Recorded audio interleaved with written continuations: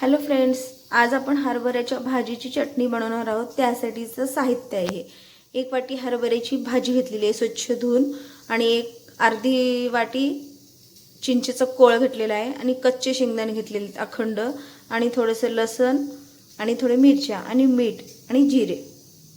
सगळ्यात पहिले आपण असं मिरच्या भाजणार आहोत, आणि नंतर शेंगदाणे कच्चे, आणि नंतर भाजी घालून सगळं भाजून घ्यायचं। आपण हिरव्या मिरच्या आणि शेंगदाणे भाजणार आहोत, आणि ह्यात आता आपण हरभऱ्याची भाजी ऍड करणार आहोत भाजत आल्यावर। सगळ्यात पहिले आपण लसण घेणार आहोत। आता मी त्यात जिरे ऍड करत आहे, आणि थोडंसं ह्यावर मीठ टाकते चवीपुरतं, आणि असं काढून घेते। थंड झालेल्यावर काढायचं।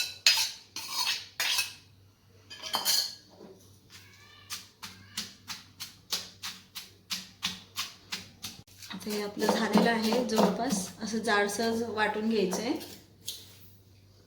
आता आपलं तेल गरम आहे, 1 चमचा तर जिरे मोहरी टाकत आहे मी। लाल मिरच्या वाळलेल्या आणि कढीपत्ता, थोडंसं हिंग, आणि चिंचेचा कोळ।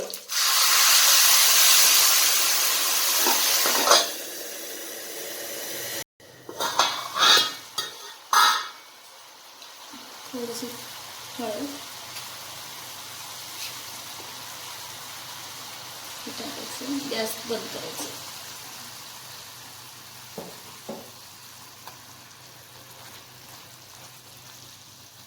हे आपल्या हरभऱ्याच्या भाजीची चटणी तयार आहे, तुम्ही नक्की ट्राय करा।